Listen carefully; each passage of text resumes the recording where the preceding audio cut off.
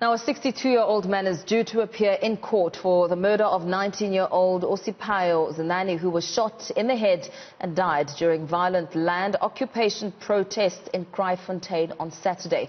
Police say the suspect allegedly fired a gunshot from the premises of a trucking company after a group of about 500 protesters stormed that business. Newzroom Africa's Athi Mtongana joins us live outside court. Athi, a very good morning to you.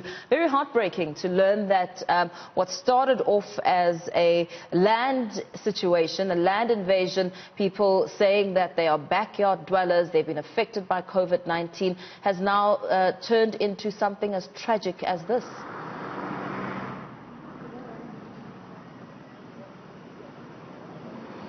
Yes, Mpho, the land occupation protests here in the Western Cape have now, of course, turned deadly as the family of Osiphayo Zenani mourns her passing.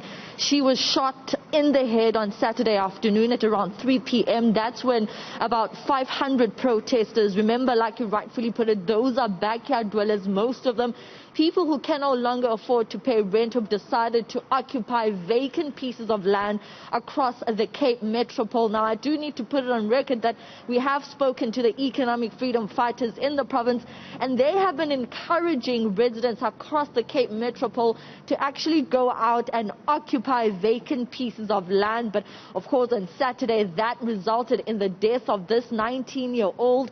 We are told by the police that the protesters stormed the truck company, and subsequently to that, some of them, of course, fled following the shooting that ensued. They tell us, the police that is, that a 62-year-old man fired shots which ended up killing the 19-year-old. However, another version of events, according to the EFF, and some of the people that were there, of course, eyewitnesses that have given their statements to the police, claim that the 62-year-old man allegedly fired several rounds which ended up not only killing the 19-year-old but injuring 4 other people who are now currently recovering in a hospital. Now, this is going to be a very long process here in court, where we're expecting additional charges to be added into the charge sheet. Now, the day has been quite slow, and the magistrates hasn't even come into court yet. Cases haven't been heard, at least in courtroom 1, where first appearances are expected to be heard. We have seen members of the EFF here, but the members of the family have reportedly been told by the police not to attend court today because of the restrictions around coming into court during lockdown. In terms of the charges that are set to be heard, what are we looking at here?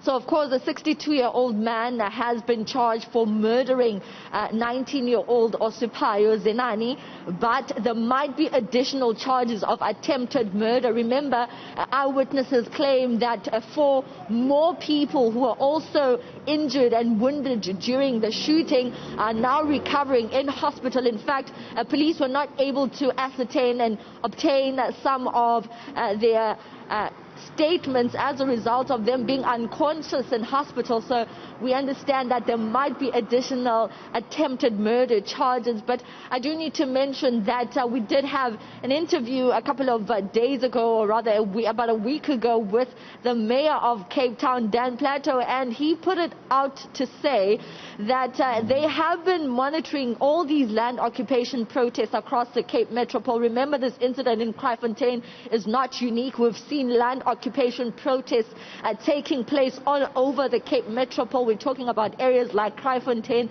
Mfuleni, and throughout the Cape Metropole.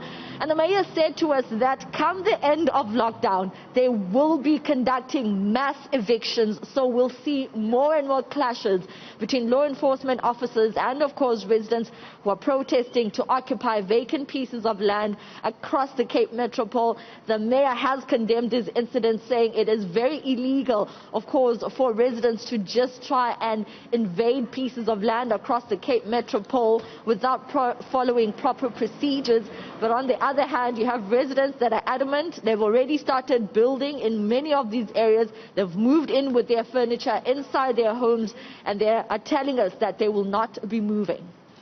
Let's leave it there for now. Of course, a story that we will continue to monitor throughout the course of the day.